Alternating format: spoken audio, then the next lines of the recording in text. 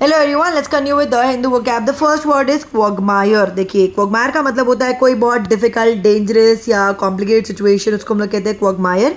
और एक क्वॉगमायर का मतलब होता है दलदल। तो इसका सिनोनिम क्या हो जाएगा? प्रेडिकामेंट। आप इसे अपनी सेंटेंस में यूज कर सकते हैं।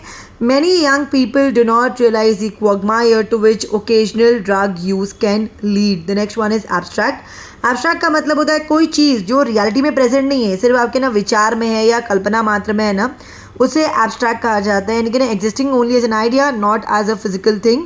तो इसका सिनोनिम क्या हो जाएगा? हाइपोथेटिकल। एंटोनिम क्या हो जाएगा? कॉन्क्रीट। आप इसे अपने सेंटेंस में यूज कर सकते हैं।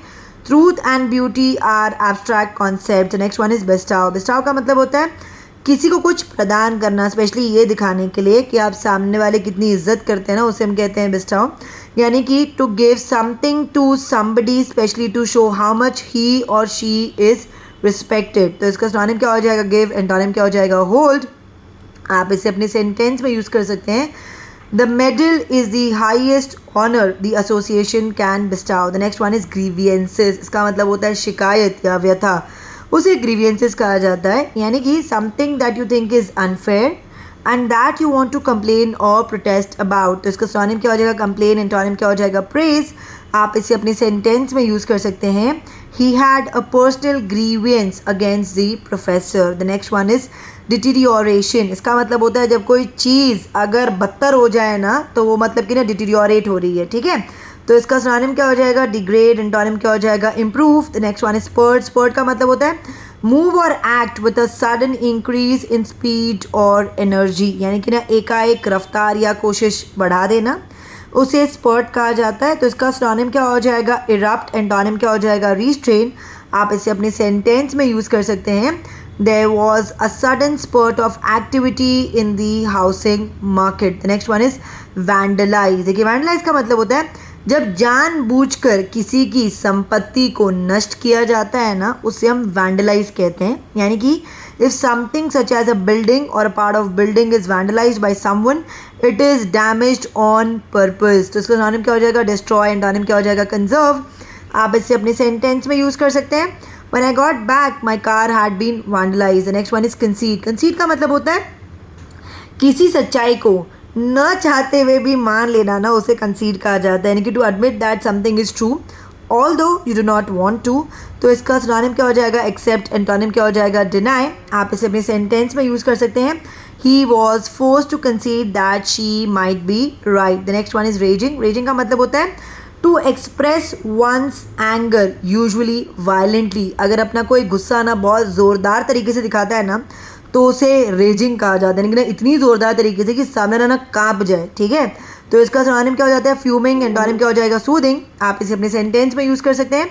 I was in a raging temper. The next one is hysteric. Hysteric का मतलब होता है unable to control your feelings और behaviour because you are extremely frightened, angry or excited. Example, he always has hysterics at the sight of blood. The next one is whip up. देखिए, एक phrasal verb है।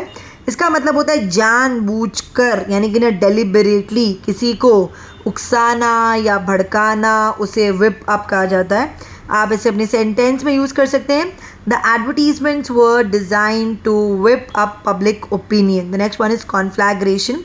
इसके ना दो मतलब होते हैं। इसका एक मतलब होता है भयंकर आग, यानी कि a large fire which Burns a lot of buildings, land, forest etcetera.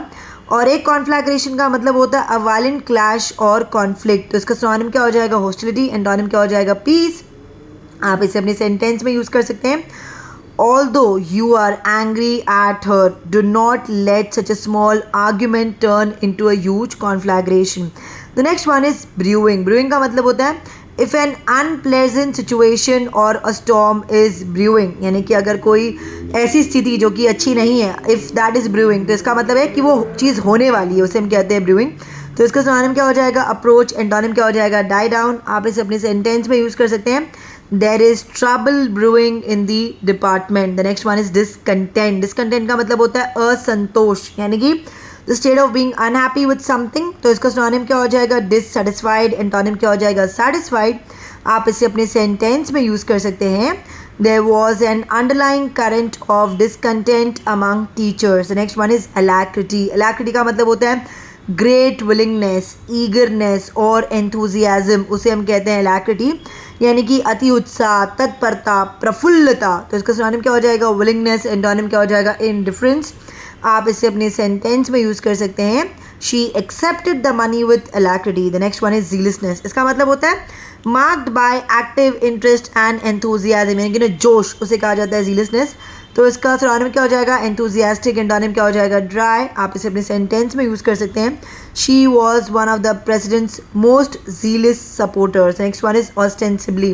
देखिए, ऑस्टेंसिबल का मतलब होता है it is use to describe something that seems to be true, यानी कि जो लगता है कि सच है, बट अबाउट विच यू और अदर पीपल हैव डाउट्स, मगर इसके बारे में ना आपको भी डाउट है और दूसरे लोगों को भी डाउट है कि वो सच है कि नहीं है, यानी कि वास्तविक जैसा पर वास्तविक नहीं, उसे ही ऑस्टेंसिबल कहते हैं। मैं आपको एक एग्जांपल देती हूँ। समझिए कि अगर कोई पर्सन है, अगर वो डेली ना किसी ना बेकरी जा रहा है, तो हमें लग रहा होगा कि डोनट खाने के लिए जा रहा होगा या केक खाने के लिए जा रहा होगा, मगर ये भी तो हो सकता है ना कि वो एक जॉब ढूंढने के लिए जा रहा हो वहाँ पे।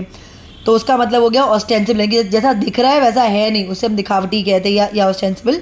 तो इसका सिनोनिम क्या हो जाएगा? प्रेज्यूम्ड। एंटोनिम क्या हो जाएगा? हिडन। आप इसे अपने सेंटेंस में यूज़ कर सकते हैं। The ostensible reason for the meeting turn out to be a trick to get him to the surprise party. The next one is rile up. Rile up का मतलब होता है किसी को बहुत ज़्यादा गुस्सा दिलाना, उसे हम कहते हैं राइल अप, यानी कि क्रोधित करना। तो इसका सिनोनिम क्या हो जाएगा? एनॉय। एंटोनिम क्या हो जाएगा? कंफर्ट। आप इसे अपने सेंटेंस में यूज़ कर सकते हैं। Since she is already irritable it doesn't take much to rile up the moody team. The next one is recourse. Recourse का मतलब होता है सहारा, अ सोर्स ऑफ हेल्प, उसे रिकोर्स कहा जाता है। तो इसका सिनोनिम क्या हो जाएगा? रिजॉर्ट। आप इसे अपने सेंटेंस में यूज़ कर सकते हैं। His only recourse was the police. The next one is faltering. Faltering का मतलब होता है अगर कोई पर्सन अपना कॉन्फिडेंस, यानी कि ना आत्मविश्वास या डिटर्मिनेशन अगर लूज़ करने लग जाए, यानी कि खोने लग जाए ना, तो उसे फॉल्टरिंग कहा जाता है। तो इसका सिनोनिम क्या हो जाएगा? हेजिटेशन। एंटोनिम क्या हो जाएगा? कॉन्फिडेंस। आप इसे अपने सेंटेंस में यूज़ कर सकते हैं। The economy shows no signs of faltering. And the last one is convene. Convene का मतलब होता है किसी बैठक आदि के लिए लोगों को एकत्र होना या लोगों को एकत्र करना, बैठक आदि बुलाना, बेसिकली मीटिंग बुलवाना, उसे कन्वीन कहा जाता है। तो इसका सिनोनिम क्या हो जाएगा? समन। एंटोनिम क्या हो जाएगा? डिसॉल्व। आप इसे अपने सेंटेंस में यूज़ कर सकते हैं। The students were convened in the auditorium. That's it for today. अगर आपको वीडियो अच्छा लगा तो इसे लाइक करें, शेयर करें, कमेंट करें और मेरे चैनल को सब्सक्राइब करें। Have a great weekend ahead. Thank you.